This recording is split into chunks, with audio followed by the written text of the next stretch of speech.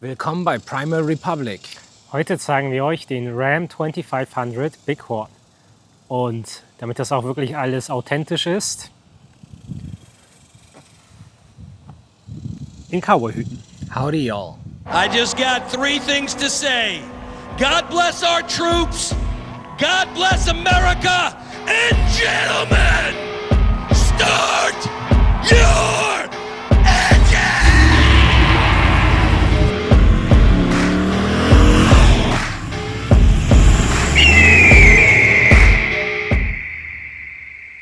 Wir haben hier ein 2025er Modell, also brandneu, super aktuell, mit einem 6,4 Liter Hemi-Motor. Und weil ich mir nichts merken kann, lese ich einmal vor. Was haben wir hier? 6,4 Liter V8 Benziner. Es gibt auch eine Dieselvariante mit einem, sag mal schnell. Cummins, danke sehr. Wir haben 405 PS und wir haben 582 Newtonmeter Drehmoment und ein 8-Gang-Getriebe von ZF. Dodge Chrysler, die bauen die ja seit einigen Jahren ein. Ich glaube, das ist dasselbe, was BMW und Co. auch fahren. Es ist ein 4x4. Soweit ich weiß, ist Vierradantrieb nur Part-Time. Das heißt nicht auf der Straße, bisschen schade. Und genau, was haben wir? Wir haben die Crew Cab, das heißt, wir haben eine lange Kabine. Das geht natürlich immer auf Kosten der Ladefläche. Wir machen hier mal auf, es ist nicht sauber, weil wir sind authentisch. Hier sieht man, dass es sehr viel Platz gibt, ne? Also man sitzt quasi wie in einem PKW. Es ist genug Beinfreiheit da. Das Auto ist breit, das Auto ist hoch, also man sitzt da ganz normal. Man hat hier gar keine Einschränkung. Genau, wenn wir einmal zur Ladefläche schauen, sehen wir, ich blende mal ein, wie lang die ist. Ich kann es mir nicht merken. Die ist nicht super lang, aber ich mache mal auf.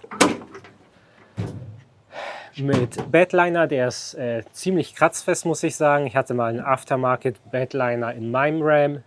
Der war nicht so cool. Der hat ziemlich schnell Kratzer überall gehabt. Genau. Das Auto ist auch relativ neu. Das hat 2.000, 3.000 Kilometer runter. Genau, das ist hier sehr, sehr leichtgängig. Ich weiß nicht mal warum. Wahrscheinlich sind irgendwo hier in den Scharnieren irgendwelche Federn oder ähnliches eingebaut. Rückfahrkamera, Ram-Emblem. Hier fehlt der Haken für die Anhängerkupplung, aber die haben immer in der Bighorn-Variante auf jeden Fall immer die Vorrichtung zum Anhänger ziehen. Soweit ich weiß, wird der Bighorn gar nicht mehr angeboten, die Variante. Ich weiß auch nicht warum. Und wir haben auch hier unsere Anschlüsse für den US-Anhänger. Die sind sehr anders als in Europa. Und eventuell also zwei verschiedene Anschlüsse. Ich weiß gar nicht, was das genau ist. Einmal flach und einmal die runde. Genau, jetzt hole ich noch mal meine Notizen raus, weil das Fahrzeug je nach Konfiguration kann bis zu etwa 8 Tonnen ziehen, Anhängelast, gebremst. Man kann hypothetisch auch eine Art Auflieger, Gooseneck oder Third Wheel oder ähnliches montieren. Die Vorrichtung hat er nicht. Sehr oft sind unter der, ich sag mal, Wanne schon die Möglichkeiten, das zu montieren, einzubauen. Hier weiß ich ehrlicherweise nicht, ob das der Fall ist, dass man hier in der Ladefläche einmal den Auflieger befestigt. Genau, ansonsten einige Möglichkeiten, hier was festzuzurren. Nicht zu viel, hier ist irgendwie kein fancy System drin oder ähnliches. Genau, jeweils das auf allen 4 Enden. Und wir haben hier natürlich eine extrem praktische Höhe. Das Auto ist übrigens Serienhöhe, ist nichts modifiziert. Geht mir so etwas über die Hüfte. Das heißt, das Benutzen der Ladefläche ist natürlich super simpel und einfach und ergonomisch. Man muss einfach 2, 3 Schritte zurückgehen und dann völlig easy raufspringen und mit den Sachen, die man gerade in der Hand hat, mit der Ladung natürlich auch hier rauf. Und dann ist es natürlich super einfach, das zu verwenden. Und der muss ja eigentlich noch höher gelegt werden, also es wird dann noch praktischer. Einige Hersteller haben ja hier nochmal eine Stufe oder ähnliches eingebaut in der Heckklappe. Haben wir hier nicht. Deshalb sind wir einfach sportlich. Genau, das Fahrzeug, heutzutage auch ziemlich selten, hat hinten eine Starrachse, was relativ Standard ist, aber auch vorne eine Starrachse. Das merkt man gewissermaßen beim Fahren. Man merkt das auch, dass ein 2500 ist. Der ist relativ, wenn man ihn leer fährt, relativ hart. Der ist gebaut für eine Beladung und nicht leer als Daily Driver zu fahren. Aber ich empfinde das nicht als übermäßig störend. Wir haben hier eine relativ gute Ausstattung. Also wir haben die Trittbretter, einen guten Lack, nicht weiß. Die Griffe sind jetzt nicht lackiert, nicht so schlimm. Wir haben ein Anhängerpaket mit Anhängerspiegeln. Gewöhnungsbedürftig, wenn man ohne Anhänger fährt, weil der zoomt sehr stark. Das heißt, hier ist toter Winkel hoch 3. Aber der ist dafür gedacht, dass man den Anhänger hinten halt sieht. Und hier in dem kleinen Spiegel, der ein bisschen gewölbt ist, der ist quasi für das, ich sag mal, normale Fahren ohne Anhänger. Und das Interessante ist, die kann man elektrisch auch nochmal rausfahren. Genau, hier haben wir so eine, keine Ahnung, Teilledertür, whatever, mit vielen Fächern, Becherhaltern und so weiter. Es wirkt alles solide. Also es ist vielleicht nicht die allerhöchste Qualität, weiß ich nicht. Mercedes fühlt sich vielleicht ein bisschen besser an, eine S-Klasse. Es wirkt aber keineswegs irgendwie billig oder ähnliches. Also es wirkt auf jeden Fall hochwertiger als ein Transporter, sagen wir mal so. Auf jeden Fall, auf jeden Fall. Genau, und wenn man auch reinschaut, sieht das alles auch ganz cool aus. Also es sieht nicht schrottig aus, es sieht nicht altbacken aus.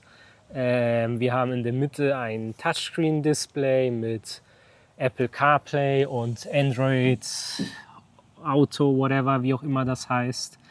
Wir haben hier einen Sechssitzer tatsächlich, also es ist eine Sitzreihe. Ihr seht gerade in der Mitte die Rückenlehne runtergeklappt und somit haben wir diese Rückenkonsole, diese Mittelkonsole.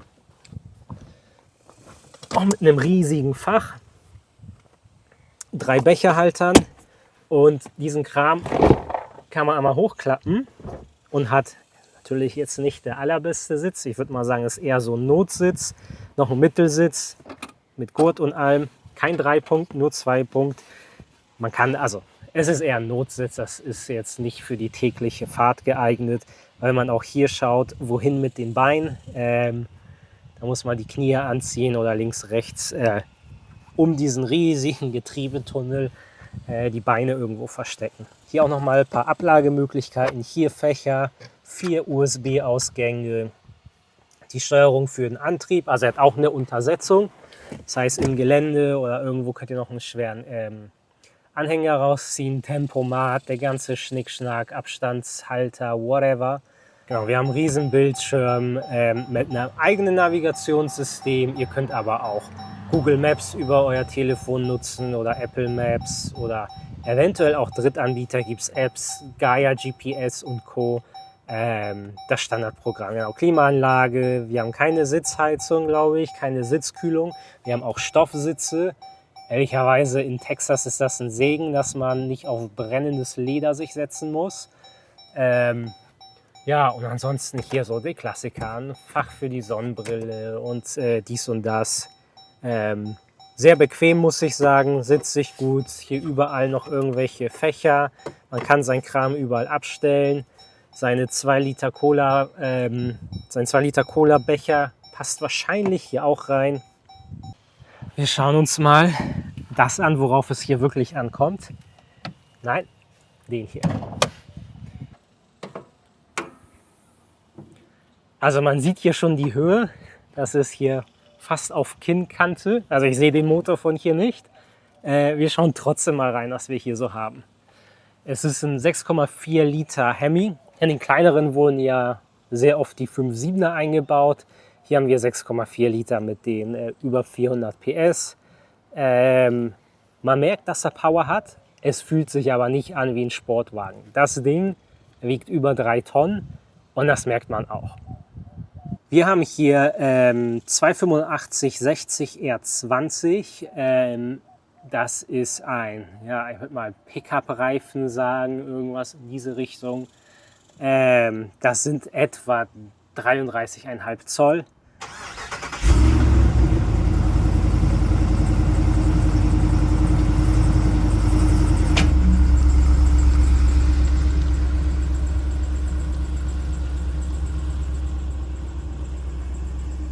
Ja, wir sind gerade losgefahren, sind hier in einer Wohngegend, 25 Meilen Geschwindigkeitsbeschränkung. Das Auto fährt sich ziemlich einfach, also nicht wie ein PKW, das wäre gelogen. Also sowohl im Handling als auch von der Größe, das Ding ist schon riesig und auch diese riesen Viecher an Spiegeln verdecken auch ziemlich viel bei Abbiegen. Du sitzt sehr hoch, die Motorhaube ist lang. Also kann man wahrscheinlich schon irgendwie 2-3 Menschen pro Jahr übersehen.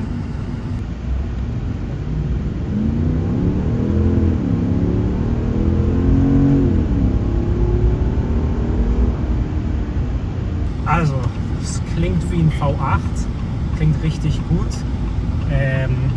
Für meinen Gusto 2-3 Dezibel zu leise.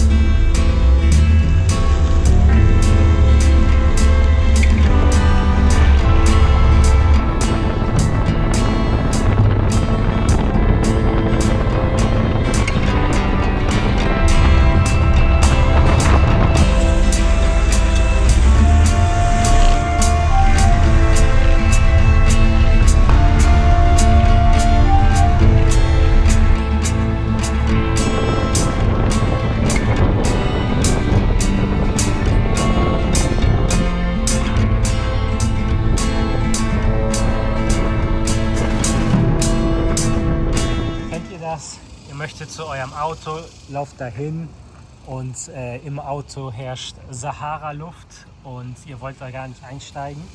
Dafür gibt es in den USA eine super Lösung. Wenn wir einmal hier auf die Fernbedienung schauen, sehen wir dieses Knöpfchen. Das drücken wir zweimal.